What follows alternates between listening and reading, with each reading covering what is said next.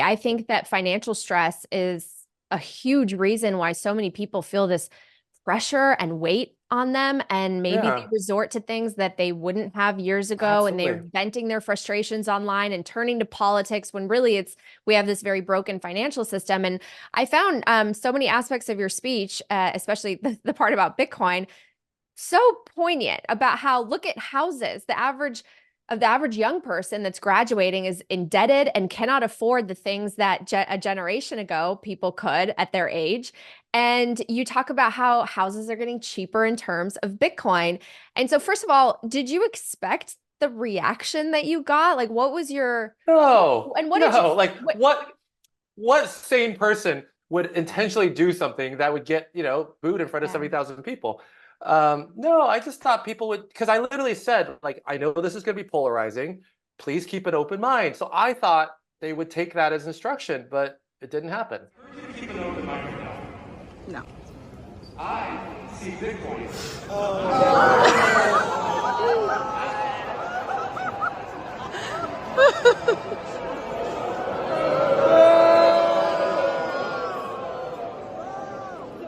And Okay. by the way, people are tweeting that I told everyone to buy Bitcoin, put your life savings in it. I absolutely did not, right? This was not financial advice. All I said was the best investors have an open mind and look for misunderstood opportunities. I think that's not arguable. I think we would all agree that. And then I just said, I believe Bitcoin is the most misunderstood asset class based on all the conversations I've been having with, by the way, very intelligent people, right? These are people that are therapists, that are engineers, that are, but they just don't understand, because I only understood it recently. I went down the rabbit hole and I found it. And so I just wanted to share with more people out of the goodness of my heart. I don't own like a crazy amount of Bitcoin. Like I didn't get in at 2012. I wish I did, right? But I didn't. But we're still early, obviously, like as you can tell. Right. Don't we all wish we were in 2012? But yes, I mean, obviously your message to the students was this is a great opportunity, especially for young people who are facing the impacts of inflation and this pernicious policy that underlies our system. So tell me, why do you think that it got such a reaction from young people who, 22-year-olds, I would think that all of them are crazy about cryptocurrency and wanting that to be the way they transact. So where do you think, what do you think's missing? I think as I dived in, Bitcoin has a PR problem because it gets associated with all the meme coins. People don't just hear Bitcoin, people hear all the crypto pump and dump schemes. When they hear Bitcoin, they think Sam Bankman-Fried, they think the exchange is blowing up. So there's been a lot of baggage, right? And so that's why I said keep an open mind, because it wasn't until one night, I think on a Saturday night, I was watching a Jack Dorsey video and a Saylor video, right? And that was when I finally it clicked. And I realized wow, how much better of a world we would all be if we were, on Bitcoin instead of fiat. And that was the moment I was like, okay, I got to help other people understand this. That was my awakening for Bitcoin.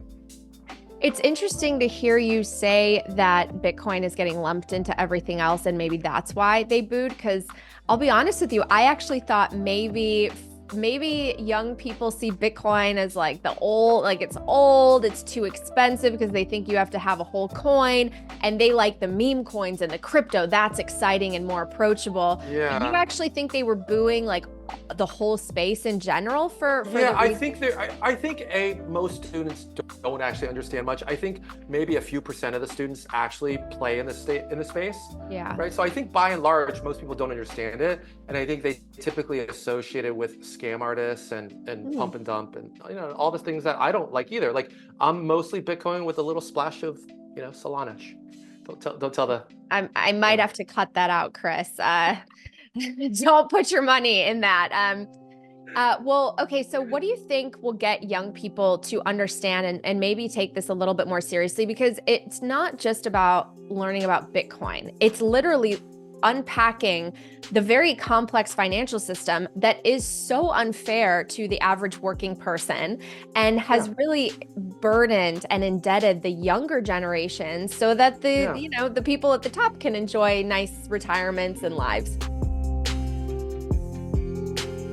Well, hopefully this conversation, hopefully this viral video, obviously, there's a spectrum of responses, but maybe some students, actually, some students are open-minded and have been reaching out to me to want to learn more.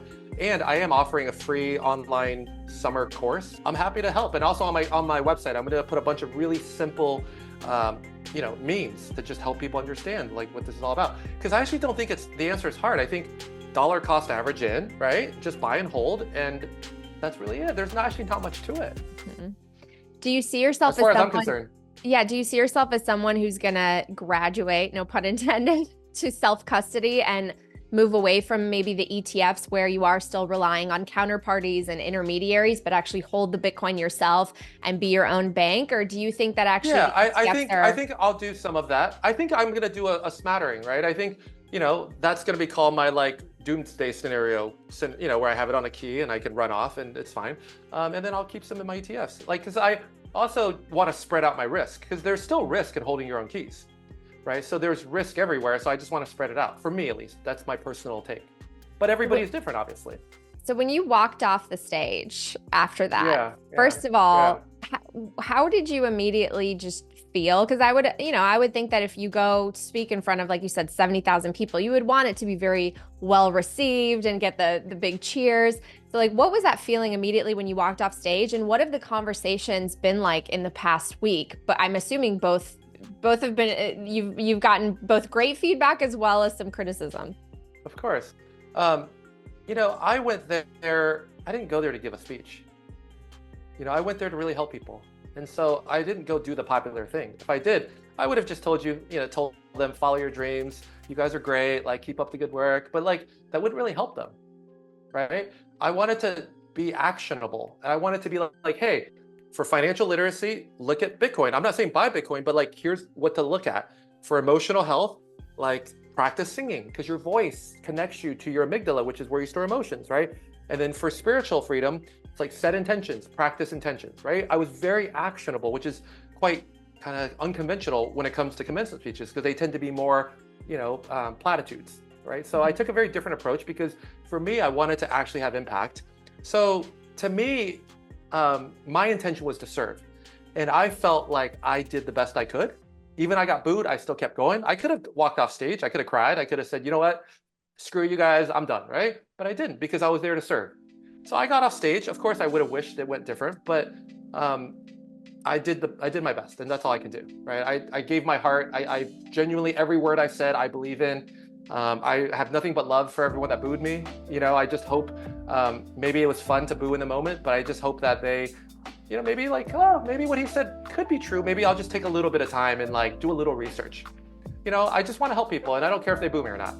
Yeah, no, and I appreciate that. And in fact, I think that your speech is going to age very well. I think people who were in that audience and did not take your words to heart are maybe going to regret it down the road. I read a statistic actually that Ohio State University students, they graduate with a lot of debt, a huge chunk of them with an average debt load of about $25,000. So what, they have to be starting to think about these types of things that they're going to battle in their adult years, how to make enough to afford the cost of living as it goes up. And so again, you brought up such important points about how you need to have hard, scarce assets so that actually the cost of living is coming down for you and priced in Bitcoin, right? What do you want people to know about Bitcoin and why you think it's so misunderstood, but such a great opportunity? Do your own research, keep an open mind, don't overcomplicate it. I mean, I think that I'll just say to me, what really appeals to me is that it's scarce. There's finite amounts and we can't just counterfeit more, right? And so to me, that's what makes it valuable. There's a community around it. I think the community is everything. So I'm an ex-Facebook guy. I'm all about the network effect in the community. You can take the code base of Bitcoin and throw it on and call it another coin, right? Call it like random coin, right? But if there's not people who believe in it, it doesn't do anything, right? The same code base.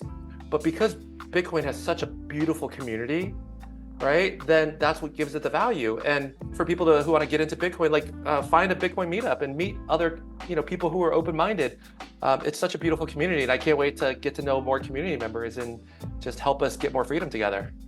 I love that. We got to get you on Orange Pill app so you can meet more Bitcoiners in your area. No, your message it really resonates with me. It is an amazing community, and it does show the power of network effect, which Facebook benefited from immensely. You know, the fact that you can't just, you could create another Facebook, but it's not going to have that imprint and that distribution and network that the original one has. So, there is no second best to Bitcoin. I think just Bitcoiners, keep being kind, keep making the world a better place, and that naturally will attract people. If we want to help more people understand, just be a good human, and people will naturally be like, wait, you're into Bitcoin and you're such a good person and you're not scammy and you're not trying to pump and dump me. Okay. I think just live your truth, be the change you want to see, and we're going to have a beautiful society. I love that. Great advice. Bitcoiners are the best people I've had the chance to meet. So thank you so much for joining me. By the way, I did Google, Mark Zuckerberg has a goat named Bitcoin and Max, which could mean maximalist. No. Wow, that's amazing. You're kidding. There you go. All right, well, nicely done, Mr. Zuck. All right, thanks so much, Chris. And I'll have more of the information as well as your speech in the show notes. Thanks for checking out the show. Thank you so much.